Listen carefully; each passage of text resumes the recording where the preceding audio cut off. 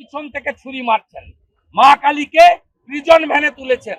এর ক্ষমা নাই, ক্ষমা নাই, ক্ষমা নাই। মতুয়াদের ভোট নিয়েছেন আর মতুয়াদের এখন বলছেন সিএএ ক্যাম্পে যেতে হবে।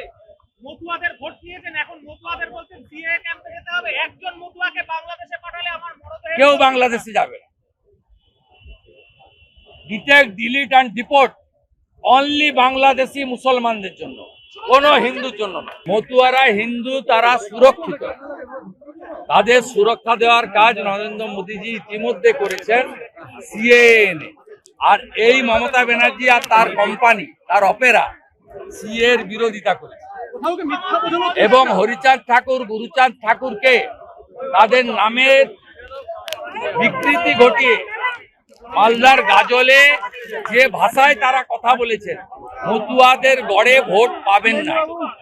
মতুয়ারা বাংলাদেশ ছেড়েছে নিজেদের ধর্ম বাঁচানোর জন্য। হিন্দুদের নিয়ে পিসি ভাইপোকে না ভাবলেই চলবে।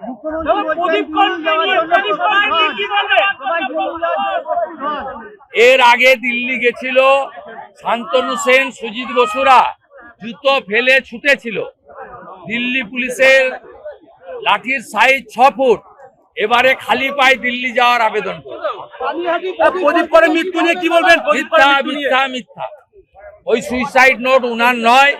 এ রাজ্যের যে যুবক যুবতী যদি সুইসাইড করে, আমি কামনা করব ঈশ্বরের কাছে কেউ করবে না। তার জন্য দায়ী মমতা ব্যানার্জি।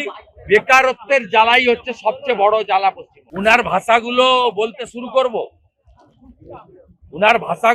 শুরু করব। উনি যে ভাষায় কথাবার্তা বলেন, উনার এমএলএরা শ্রীমতী দ্রৌপদী মুর্মুর গায়ের বর্ণ নিয়ে বক্রোক্তি করেন।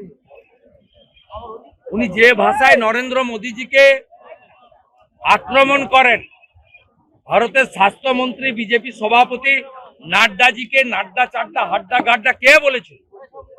উনার মুখটা আগে ব্লিচিং ফিনাইল দিয়ে পরিষ্কার করুন, নইলে যোগীজির কাছ থেকে ব্লিচিং ফিনাইল এলে ওনার মুখটা পরিষ্কার করুন।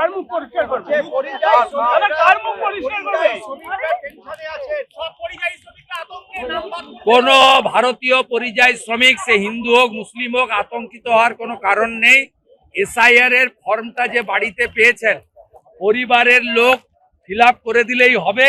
তাছাড়াও অধিকাংশ পরিযায়ী শ্রমিকের নাম অথবা তার বাবার নাম 2002 এর ভোটার তালিকার সঙ্গে লিঙ্ক করলেই আছে। তারা কমপ্লিটলি সুরক্ষিত। তৃণমূল এইসব ড্রামাবাজি করছে বাংলাদেশি অবৈধ অনুপ্রবেশকারী মুসলিম রোহিঙ্গাদের প্রোটেকশন দেওয়ার জন্য, হিন্দুদের বিভ্রান্ত করার জন্য। হিন্দুরা আস্থা রাখুন দেশের প্রধানমন্ত্রী নরেন্দ্র মোদীর উপরে, ভারতের নির্বাচন কমিশনের উপরে। অন্য কারোর কোনো কথা শোনার দরকার নেই। তাহলে আবার জেলে যাওয়ার আতঙ্ক গ্রাস।